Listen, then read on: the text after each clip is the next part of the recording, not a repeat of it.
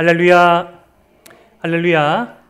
수요예배 오신 여러분들을 주님의 이름으로 환영하고 축복합니다. 너무너무 더운 날씨 가운데 이 더운 날씨를 뚫고 이 자리에 나오신 여러분만큼 하나님께서 보시기에 참 귀한 분들이 없는 것 같습니다. 주님께 간구하는 이 모든 기도의 제목들과 바라오는 은혜의 말씀들을 가득 누릴 수 있는 복된 저녁 되시기를 주님의 이름으로 축복합니다. 참 날씨가 많이 더운데 이 더우면 여러분 입맛이 떨어지지요. 저는 이렇게 더우면 생각이 나는 맛이 있습니다. 제가 이제 갓 제대를 하고 집에서 부모님께서 만들어 주신 콩국수를 먹었는데 그때 저는 콩국수의 맛을 알게 되었습니다. 이 말을 하기 좀 두려운데 저는 여름에 제일 좋아하는 음식이 콩국수입니다. 콩국수인데 그 콩국수를 너무 좋아해가지고 하루는 그때 이제 부모님께서 만들어 주신 거 말고 집에서 한번 해보고 먹으려냐고 흉내를 낸 적이 있습니다. 그때는 뭐 레시피를 안 찾아보고 이렇게 해봤는데 콩을 잘못 간 거예요. 콩을 삶아서 갈가야 되는데 삶지 않고 삶았다가 그냥 먹었는데 이게 너무 콩이 많이 씹히는 거죠. 목에 너무 많이 걸리고 분명히 부모님께서 주셨을 때는 부드러웠는데 면도 덜 익고 해서 이거 못 먹겠더라고요. 못 먹더라고요. 참 역시 제일 무서운 맛은 먹어본 맛인데 먹어본 맛을 구현해내기가 참 많이 힘든 것 같습니다. 대한민국이 지금 맛의 열풍에 빠져 있습니다. 참 사람이 제일 무서운 게 맛을 못 느끼는 것이죠. 제일 건강에 어려울 때 맛있는 것도 맛을 못 느낄 때가 제일 힘든데 어쩌면 저희 지금 대한민국은 과잉 형상으로 일어날 만큼 맛에 집중하고 맛에 많이 집착하는 그런 경향이 있는 것 같습니다. 하지만 적당히 즐기는 것이 참 괜찮죠. 하나님께서 우리에게 허락하신 이 모든 것들을 누리도록 주님께서 만들어 놓으셨는데 특별히 오늘 우리가 방금 읽었던 이 시편 34편 8절의 고백을 보면 이 다윗은 신앙생활을 맛보아하는 것, 맛을 즐기는 것이라고 표현하고 있습니다. 시편 34편 8절 말씀에 너희는 여호와의 선하심을 맛보아 알지어다. 하나님의 선하심을 맛보아 알지어라고 말하고 있습니다. 그 맛은 어떤 맛인고 하니 그 맛은 하나님께 피하는 자는 복이 있는 행복이 있는 선함이 있는 맛, 그 세상에서 찾아볼 수 없는 가장 비교할 수 없는 그 맛을 알고 그 맛을 전하고 살아가는 것이 바로 하나님의 백성의 삶이노라고 말하고 있습니다. 그런데 이 신앙생활이 맛보는 것이라고 이 다윗이 말하고 있는 이 시편 34편의 배경은 바로 사무엘상 21장입니다. 이 시편 34편의 표제를 보면요, 다윗이 아벨멜렉 앞에서 미친 채 하다가 쫓겨나서 지은 시라는 표제, 제목, 주제가 붙여져 있습니다. 바로 사무엘상 21장의 사건, 이 다윗이 이 하나님이 아닌 잠시 사람에게 의지하여서 자신을 지리멸렬하게 쫓는 사울 왕을 피하여서 사울이 가장 두려워하는 블레셋 왕의 수하 아래로 들어가서 보호 아래로 들어가서 좀 편하게 살아보려고 했던 그 순간 이 다윗에게 생각지도 못한 일이 일어나게 됩니다. 사무엘상 21장 14절부터 15절 말씀을 우리 함께 한번 읽어보겠습니다. 시작. 아기스가 그의 신하에게 이르되 너희도 보거니와 이 사람이 미치광이로다. 어찌하여 그를 내게로 데려왔느냐? 내게 미치광이가 부족하여서 너희가 이 자를 데려다가 내 앞에서 미친 짓을 하게 하느냐? 이 자가 어찌 내 집에서 들어오겠느냐 하니라. 지금 사무엘상 21장 말씀의 어떤 결론 부분이 할 수 있는데요. 지금 사울의 추격을 피해서 이 블레셋 왕에게로 들어간 이 다윗이 좀 이렇게 잘 살아가려고 할 때 사람들이 의혹을 제기합니다. 왕이시여, 이 다윗이 어떤 사람인지 모릅니까? 얼마 전에 우리 블레셋의 가장 큰 장수, 용매로운 장수, 욕망스러운 장수 골리앗을 죽인 우리의 원수 아닙니까?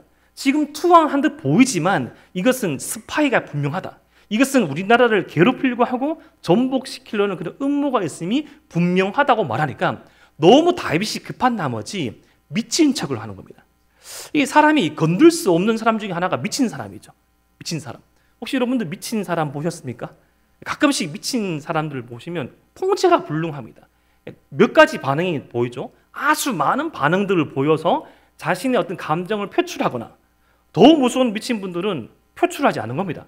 가만히 있다가 상식 이상의, 상식 이하의 행동을 하는 분이죠. 그런데 지금 다윗은 이 상식 이상의 행동을 표출하면서 자신이 미쳤음을 흉내내고 있습니다. 얼마나 좀 이질적인 모습입니까?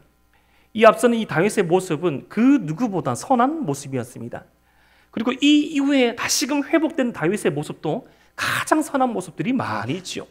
자신보다 이 다른 이웃과 공동체를 돌아보고 그 어려운 가운데 약자를 돌아보고 그리고 여호와의 이름이 땅에 떨어져 있을 때 다 꽃무늬치고 다 숨어 있을 때 앞장서서 주님의 이름을 보호하려고 앞장선 그 소년의 모습부터 지금까지 다윗은 초지일관적으로 하나님의 그 선하심을 맛보고 전하는 삶이었는데 지금 다윗의 이 생애에서 가장 어쩌면 부끄러운 모습, 지금 다윗의 전체 생애에서 가장 힘든 모습을 여과 없이 보여주고 있습니다.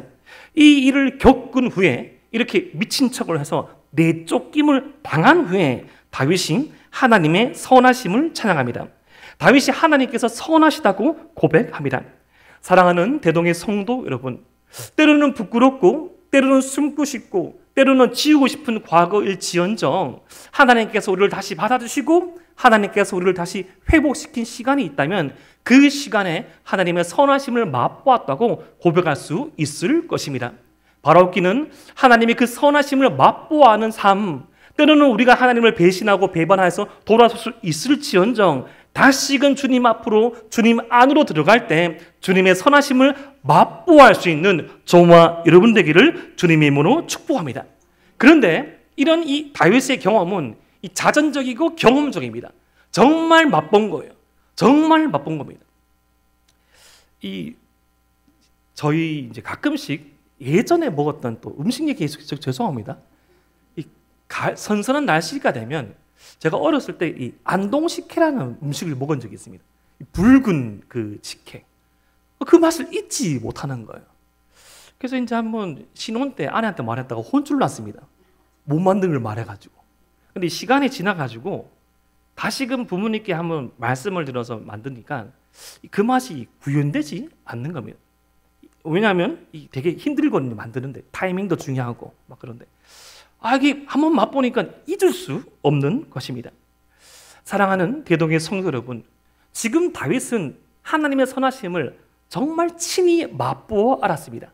안 사람만, 맛본 사람만 알 수 있는 그 맛. 근데 이 맛이 승승장구하여서 잘 되어서 부끄러움이 없어서가 아니라 자신의 부족하고 나약한 모습까지 받아준 하나님의 은혜 가운데 더 깊은 맛을 느끼고 누렸던 것이죠.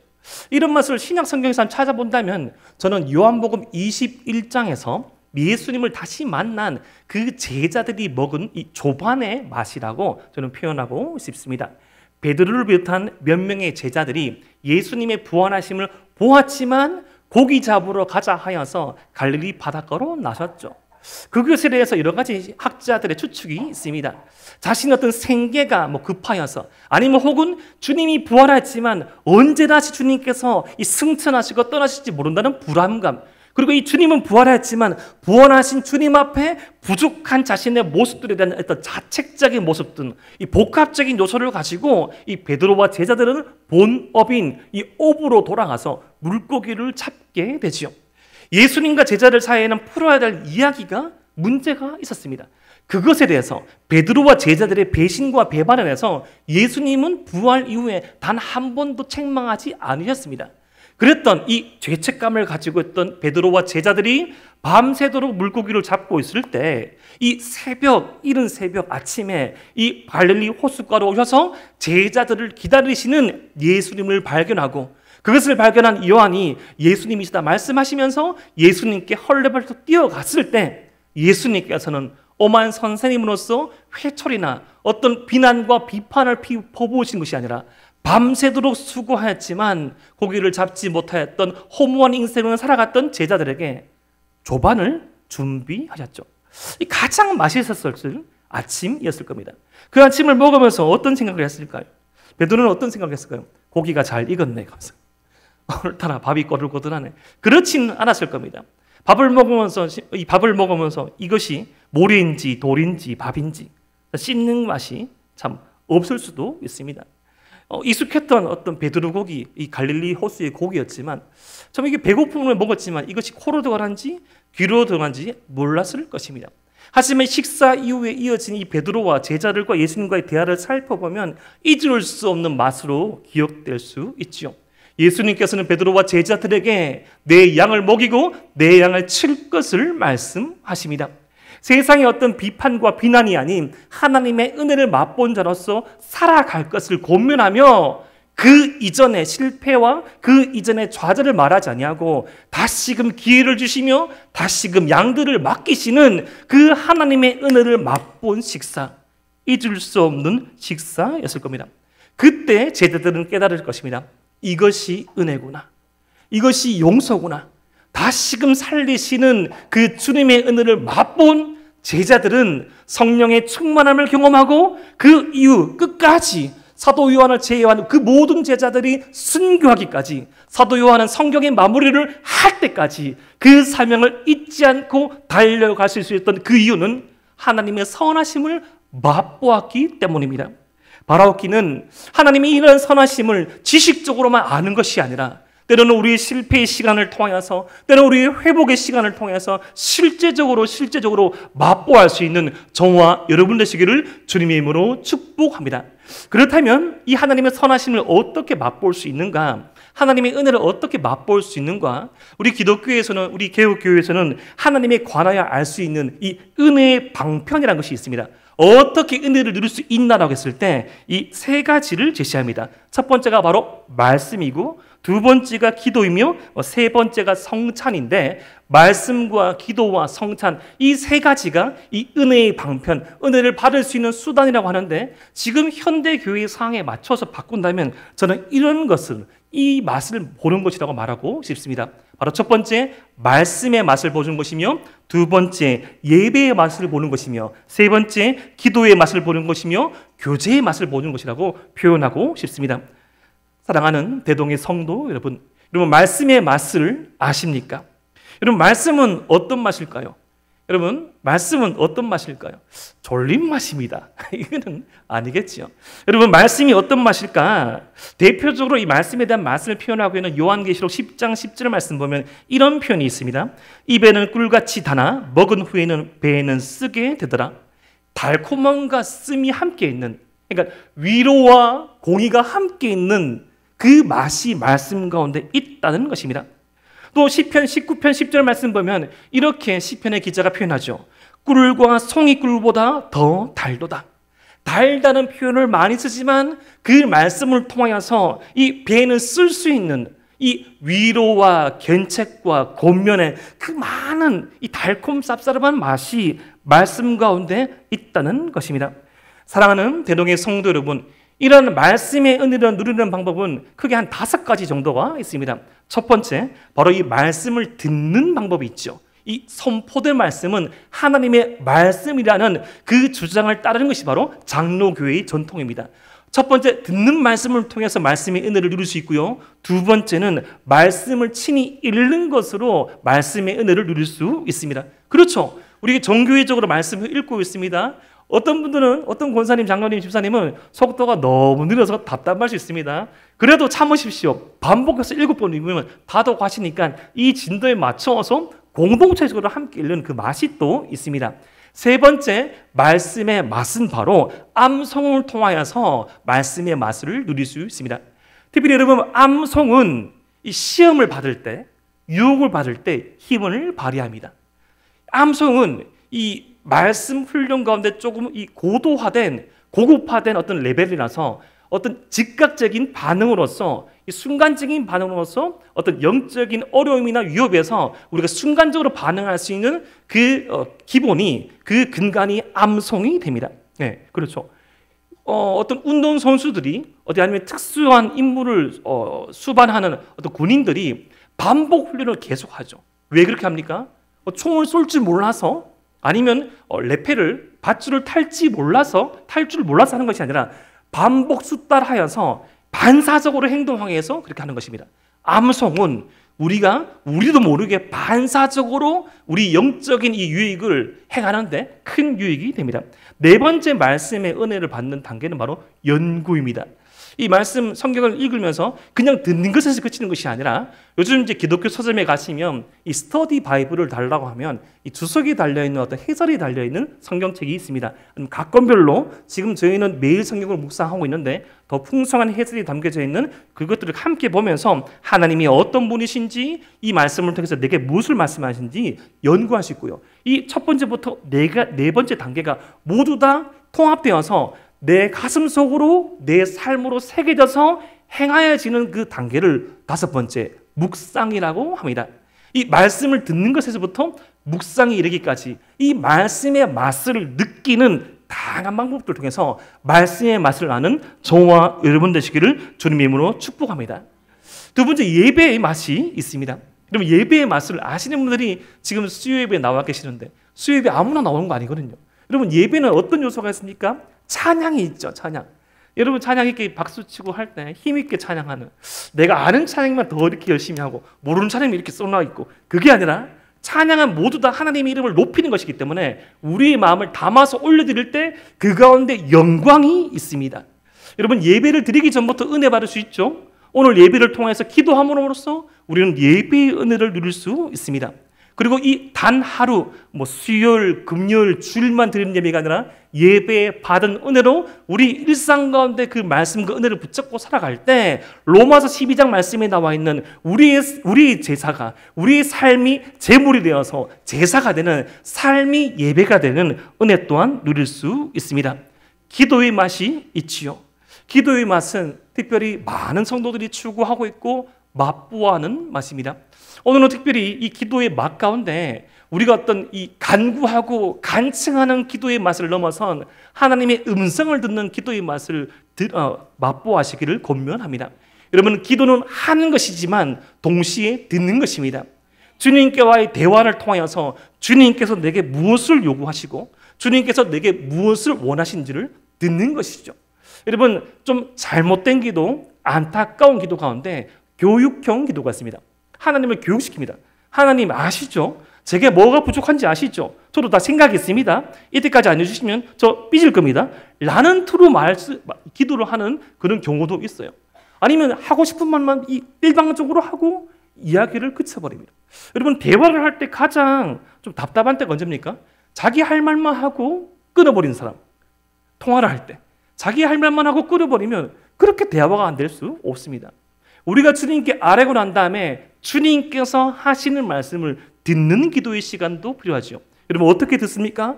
주님께서 음성을 통해서 말씀해 준다, 그런 것은 우리가 말하지 않고요. 우리의 마음의 감동을 통하여서 우리가 읽고 묵상한 말씀을 통하여서 우리가 드리는 이 예배를 통하여서 우리가 말씀 붙잡고 은혜 붙잡고 살아갈 때 하나님께서 우리의 마음의 감동을 통해서 말씀하시죠. 그때 듣는 기도가 되는 것입니다. 마지막 네 번째, 교제의 맛을 아십니까? 여러분 교회는 참 다른 사람들이 모여 있습니다. 같은 사람이 아무도 없죠. 아무도 없습니다. 같은 옷을 입혀놔도 태가 다릅니다. 예, 같은 아파트에 살아도 그 집에 들어가면 냄새부터 달라요. 예, 아무리 가까이 붙어 있어도 사람은 같을 수 없습니다. 서로 다른 사람이 만나서 때로는 오해할 수 있고 때로는 참 실망할 수 있는 순간도 있지만 서로 안에서 귀중한 하나님의 성품을 발견하고 하나가 되어가는 과정, 그 교제의 과정을 통해서 귀한 은혜를 체험할 때 참 힘들고 어렵지만 이렇게 공동체로 모는 것이 참으로 기쁘구나를 알 수 있는 것입니다. 바라옵기는 말씀의 맛, 예배의 맛, 기도의 맛, 교제의 맛을 알 수 있는 저와 여러분 되시기를 주님의 이름으로 축복합니다. 그런데 이런 맛을 아는 하나님의 백성들은 이런 맛을 내면서 살아가게 됩니다. 친히 우리 예수님께서는 하나님의 백성 제자들에게 이러한 삶을 살 것임을 말씀합니다. 마태복음 5장 13절 말씀 우리 함께 한번 읽어보겠습니다. 시작. 너희는 세상의 소금이니 소금이 만일 그 맛을 잃으면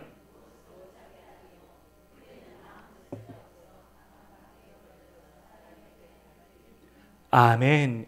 신앙생활이 하나님의 선하심을 맛보아 아는 것에서 출발한다면 이제는 이 하나님의 선하심이 우리의 삶을 통하여서 맛을 내는, 이 사도 바울의 표현에 의하자면 그리스도의 편지가 되거나 그리스도의 향기가 되어서 그것을 영향력을 주는 단계에 이르게 됩니다. 사랑하는 대동의 성도 여러분, 이 소금의 기본적인 두 가지 역할이 있는데 첫 번째는 부패를 방지하는 것입니다. 여러분, 소금이 있으면 부패가 방지됩니다. 여러분, 생선 위에 소금을 막 쳐넣죠. 짠맛을 내라는 것이 아니라 소금의 부패를 방지하는 것입니다. 여러분, 저와 여러분들이 있는 그 가정, 저와 여러분들이 속한 그 관계에서는 부패가 방지됩니다. 지금 이 시대의 부패가 무엇입니까? 바로 거룩하지 못하는 것이죠. 여러분, 우리가 있으면 거룩해져야 됩니다. 우리가 속한 그 관계는, 여러분이 속한 이 직장은, 우리가 있는 찬양대, 우리가 있는 어떤 전도회, 우리가 있는 이 모든 이 구역과 권찰, 모든 공동체에는 하나님의 선하심이 나타나야 합니다. 두 번째, 또한 이 맛을 내는데, 여러분, 짠맛이 모든 맛의 기본입니다.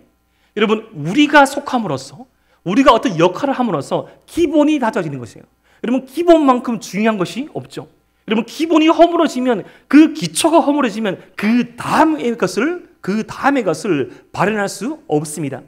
바라옵기는 우리 한 사람이 있음으로써 하나님의 선하심이 드러나며, 여러분 한 사람이 있음으로써 그 다음의 것을 생각할 수 있는 빛과 소금의 역할을 할 수 있는 저와 여러분 되시기를 주님의 이름으로 축복합니다. 이러한 자들, 정말 하나님의 은혜의 맛을 드러내는 이러한 자들은 또한 이 구약의 표현에 의해서는 이런 사람이라고 표현합니다. 잠언 25장 13절 말씀. 충성된 사자는 그를 보는 이에게 마치 추수하는 날의 얼음 냉수 같아서 능히 그 주인의 마음을 시원하게 하느니라. 여러분, 이 더운 날씨 가운데 얼음 냉수처럼 적합하고 그 모든 사람들의 가슴을 시원케 할 그런 또 존재가 있을까요?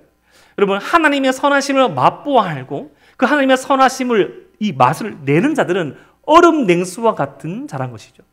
여러분, 더운데 따뜻한 물 주면 참 좋기도 하지만 얼마나 속이 뜨겁습니까? 여러분, 그렇게 상황에 맞지 않게 행동을 하거나 상황에 맞지 않게 하나님의 백성의 자격과 역할에 맞지 않게 살아갈 때 우리는 이 더운 여름 날씨 가운데 얼음 냉수가 아니라 뜨끈뜨끈한 보리차와 같은 존재가 될 수도 있다는 것이죠. 참 그때 숨이 턱턱 막힙니다. 굳이 저 때 저렇게 말해야 되나? 라는 그런 순간들 없습니까? 굳이 저 때 저렇게 고집을 피워야 되나? 예를 들어서 다 같이 모여가지고, 뭐 우리 교회 예를 가장해서 드리는 말씀입니다. 다 같이 모여서 어디를 가자고 하면 꼭 저기로 가자고 말하고, 뭘 먹자고 말하면 이걸 먹자고 말하고, 꼭 지금 하자고 하면 나중에 하자 말하고, 꼭 요렇게 말해야 되나? 답답할 때가 있죠. 특히 무엇에 답답함을 느낍니까? 본질이 아닌데 싸울 때. 본질. 하나님의 은혜에 속하지 않는 것인데 이것을 해도 되고 안 해도 되는 건데, 이것을 신학적인 용어로 아디아포라 문제라고 하거든요. 여러분, 하나님께 영광이 되는 것이면 우리가 모든 힘을 다해서 우리가 이 집중하고 당연히 모든 결정을 쏘는 것이 많은데, 해도 되고 안 해도 되는 것에 있어서 목숨을 걸고 달려줘서는 안 됩니다. 웃자고 한 말인데 죽자고 달려드는 경우가 있죠. 별것이 아닌데 그냥 넘어갈 수 있는데 그렇게 깨어지는 경우가 있습니다. 어떤 경우에 그렇게 깨어지고 어떤 경우에 그렇게 분란이 일어납니까? 여러분, 그 마음속에 은혜가 없을 때, 그 마음속에 주님이 없을 때 사소한 이 다툼이 큰 다툼으로 이어지는 것을 보게 됩니다. 하나님의 선하심이 우리 가운데 없을 때, 하나님의 선하심을 맛보아 알지 아니할 때 거칠어지고 즉각적으로 반응하는데 선한 반응이 아니라 더 악한 반응을 하게 되고, 마치 작은 불이 큰 불을 내듯이 아무것도 아닌 그 실수와 아무것도 아닌 그 잘못이 큰 어떤 잘못과 큰 어떤 책망으로 이어지는 것을 보게 됩니다. 출발은 우리 한 사람 한 사람이 하나님의 선하심을 맛보아 아는 것입니다. 그렇다면 용납이 되어지고요, 그렇다면 넘어갈 수 있는 것입니다. 결국 우리가 하나님의 선하심을 맛보아 알고 그 가운데, 은혜 가운데 침잠되어 있을 때 우리는 그 맛을 내며 그 맛을 전할 수 있는 우리 모든 성도들이 될 수 있다는 것입니다. 그렇습니다. 소금과 빛, 얼음 냉수와 같은 성도, 소금과 빛, 얼음 냉수와 같은 동역자, 참으로 이 시대에 추구하고 이 시대에 바라봐야 될 그런 사람입니다. 그런데 우리가 이 궁극적으로 우리가 살아가야 될 그 어떤 삶, 궁극적으로 우리가 신앙생활을 하면서 추구해야 될 그 삶은 비교할 수 없는 맛, 주님께서 주시는 그 선하신 맛을 추구하는 삶인 것입니다. 제가 서두에 말씀드렸다시피 입맛이 사라지는 것은 이 건강의 위험 신호입니다. 이런 맛을, 영적인 맛을 분간할 수 없는 것이 또한 영적인 이 건강의 이 불신호, 적신호라고 할 수 있습니다. 여러분, 우리 입맛이 어느새 하나님의 선하신 은혜가 아닌 다른 것들에 취해졌을 때 우리는 분간을 못하고요, 우리는 진짜 맛있는 것을, 진짜 귀한 맛을 못 알아보게 됩니다. 여러분, 이럴 때 어떻게 해야 합니까? 이럴 때 어떻게 우리가 해야 합니까? 정말 하나님의 그 은혜를 다시금 맛보고 은혜를 따라 살고자 할 때 우리가 어떻게 해야 합니까? 사도 바울은 이렇게 고백합니다. 빌립보서 3장 7절부터 9절 말씀. 그러나 무엇이든지 내게 유익하던 것을 내가 그리스도를 위하여 다 해로 여길 뿐더러 또한 모든 것을 해로 여김은 내 주 그리스도 예수를 아는 지식이 가장 고상하기 때문이라. 내가 그를 위하여 모든 것을 잃어버리고 배설물로 여김은 그리스도를 얻고 그 안에서 발견되려 함이니 내가 가진 의는 율법에서 난 것이 아니요 오직 그리스도를 믿음으로 말미암은 것이니 곧 믿음으로 하나님께로부터 난 의라. 사도 바울은 예수님 외에, 주님 안에서 발견된 것 외에 모든 것들을 배설물로 여기게 되었다고 합니다. 영적인 어떤 용어로 따지자면 금식을 한다는 것이죠. 먹지 않겠다는 거예요. 더 이상 가치가 없다는 것이죠.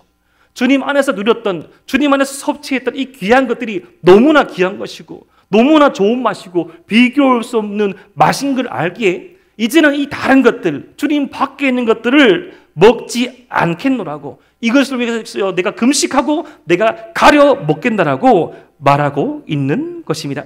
정말 주님 안에 가장 귀한 것들이 있지요. 주님 안에서 누릴 수 있는 이 선하신 맛들이 오직 그 은혜만이 사람을 바꾸게 됩니다. 반면 그 세상의 것들, 주님께 속하지 못한 것들은 사람을 배불리 여기나 배부르게 만드나 근본적으로 바꿀 수는 없습니다. 예전에 제가 이 초등학생들을 가르쳤을 때 초등학생들 데리고 1학년을 데리고 제자 훈련을 한 적이 있습니다. 애들이 뭐 1학년 글자로 겨우겨우 읽는데 뭐가 그렇게 열심히 했겠습니까? 하지만 최선을 다해서 제자 훈련을 했어요. 근데 이 제자 훈련 하기 전에 인터뷰를 했는데 우리 부서에서 가장 말썽을 피우는 애가 왔습니다. 생긴 것보다 이 눈썹이 딱 올라가가지고 땅땅하게 생겼거든요. 그 친구가 이제 그 옆에 있는, 그러니까 선생님이 인도로 왔습니다. 이제 혼자 신앙생활하고 어머니가 홀로 이렇게 키우시는데 그 어머니 친구가 전도를 해서 온 친구입니다. 근데 참 말썽을 많이 피웠습니다. 초등학생도 말썽을 잘 피웁니다. 심지어는 뭐 이렇게 학용품을 막 자기 혼자 이렇게 가져오기도 하고 친구를 있다가 마음에 안 들면 이렇게 막 밀치기도 하고 때리기도 하는 그런 친구였었는데 제자 훈련 하겠다고 딱 와가지고 인터뷰를 딱 하는데 예, 열심히 하겠습니다 이렇게 말한 겁니다. 애 말이니까 믿어야 되잖아요. 3번을 물었거든요. 누구누구야 열심히 할 수 있겠나? 예, 열심히 하겠습니다. 첫날부터 싸우는 겁니다. 간식 더 먹겠다고. 간식을 딱 준비해서 왔는데 왜 왔어요? 얼마나 또 많이 떨어집니까? 자기 혼자 다 떨어뜨리고 더 먹겠다고 막. 근데 이 친구가 꾸역꾸역 이 8주의 과정들을 잘 따라오는 겁니다. 4주쯤 지났을 때 이제 제자 훈련했는데 생활에 어떤 생활 숙제가 있으니까 이렇게 말했죠. 받은 은혜를 나눠주기, 받은 은혜를 감사를 표현하기, 나눠주기 숙제를 냈습니다. 그래서 이 친구가 이제 자기 마음속에 이 받은 은혜를 뭐 자기가 있다 해가지고 나눠주려고 어떻게 기록을 했나 봐요. 그런데 한 4주쯤 더 지나서 마지막 이 8주차쯤 되었을 때 어머니께 전화가 왔습니다. 1학년이니까 학부형들하고 다 소통을 하고 허락을 받고 제자를 했는데 교회는 안 다니셨지만 이제 그 어머니께서 그렇게 교회에 호의적이지는 않았거든요. 전화가 오면 긴장해야 되는 학부모님이 계십니다. 그런 분이셨어요. 긴장해서 딱 받았는데 그 어머니께서 우시는 겁니다. 큰일 났다. 얘가 집에 가서 몰래 했나 싶었는데. 그래서 하는 말이 전사님 우리 누구누구가 이렇게 했습니다. 이렇게 바뀌었습니다. 뭘 했다고 물어보니까 이 친구가 한 달 동안 자기 한 주 용돈이 500원인데 한 달 동안 2,000원을 모아가지고 자기 엄마 생일이 이제 그 달에 있었는 거예요. 그래서 이제 자기 집 근처에 있는 정육점에 가가지고 2,000원을 내고 고기를 사러 간 거죠. 근데 이 정육점 주인 아저씨가 이 친구가 노상 말썽을 피우는 아이인 줄 알았는데 엄마 생일이라고 돈을 2,000원 내니까 2,000원치 고기를 줘야 되는데 수만 원치를 준 거죠. 수만 원, 저도 뭐 얼마인지 모르겠어요. 몇 근을 소고기로. 엄마가 이제 얘가 이제 절대가 했으니까 이때까지 뭐 학용품을 이렇게 몰래 가져오고 했는데 고기는 한 번도 안 가져왔는데 바로 이 정육점에 전화를 한 거죠. 전화하니까 아이고 어머니 이거 다 알고 이렇게 준 건데 너무 귀해가지고 이렇게 줬습니다. 딱 물어봤습니다. 누구야? 네 무슨 정신으로 이렇게 2,000원 가지고 고기를 사왔니라고 하니까 교회에서 제자훈련을 하고 있는데 사랑을 표현하기라는 숙제가 있는데 내가 가장 많은 사랑을 받은 사람이 우리 엄마인데 엄마가 혼자서 나를 키우고 혼자서 이렇게 직장생활을 하고 혼자서 이렇게 살아가니까 생일상을 차려줄 사람이 없다는 거지. 자기가 요리를 할 줄 모르니까 고기라도 사와가지고 구워 먹겠다라는 생각으로 돈을 냈다는 거예요. 그 말을 듣고 그 어머니께서 펑펑 우신 거예요. 그러니까 비록 차려진 상은 하지만 최고의 생일상. 그 고기로 미역국도 해먹고 그 고기로 고기도 구워 먹고 그 고기로 뭐 육전도 해먹고 그렇게 감사하다고 말을 표현하고 결국 그 어머니는 교회에 등록하게 되었습니다. 아무렇지도 않게 보이지만 그 자그마한 아이, 그 아무것도 모르는 것처럼 보이는 철없던 그 아이가 하나님의 말씀에 순종하여서 사랑의 실천을 하였습니다. 아무것도 아닌 것처럼 보였던 이 작은 날갯짓이 지구의 반대편 바다에서 큰 폭풍을 일으킬 수 있다는 어떤 나비 효과처럼 은혜의 나비 효과가 불러일으키게 된 것이죠. 한 번도 주님을 인정하지 않고 살아갔던 그 어머니의 마음 가운데 소용돌이가 치게 되었고 이 정도라면 이렇게라면 주님 믿어보겠다라고 결심이 서게 된 것입니다. 사랑하는 대동의 성도 여러분, 때로는 우리 하나님의 은혜에 반응하여서 우리가 어떤 위대한 일, 우리가 극정한 일, 우리가 수많은 업적을 남기지 못한 것처럼 보이지만 우리 한 사람 한 사람이 주님의 은혜의 말씀에 순종하여서 실천하며 살아간다면 그 모습들이 이어져서 하나님 나라의 확장으로 이어질 것입니다. 성경은 이러한 이야기로 넘쳐나지요. 의도를 바라고 목적을 두고 행동한 것이 아니라 그저 받은 은혜에 합당하여서 그저 받은 이 은혜에 감사하여서 이 포도나무에 포도 열매가 맺히듯 하나님의 은혜의 열매를 자연스레 맺혔을 때 많은 사람들이 그 나무에 깃들어 살고 그 열매를 먹고 살아나는 생명나무와 같은 삶을 저와 여러분들이 살아갈 수 있다는 것이죠. 누가 그 삶을 살아갈 수 있습니까? 주님의 선하심을 맛보아 하는 사람. 누가 그 삶을 살아갈 수 있습니까? 그 맛을 내고 그 맛을 전하는 사람. 그러한 우리의 삶을 통하여서 우리가 속한 가정, 우리가 속한 공동체, 우리가 속한 이 대동교회가 주님의 은혜가 넘치는 그런 귀한 교회가 되기를 주님의 이름으로 축복합니다. 기도드립니다.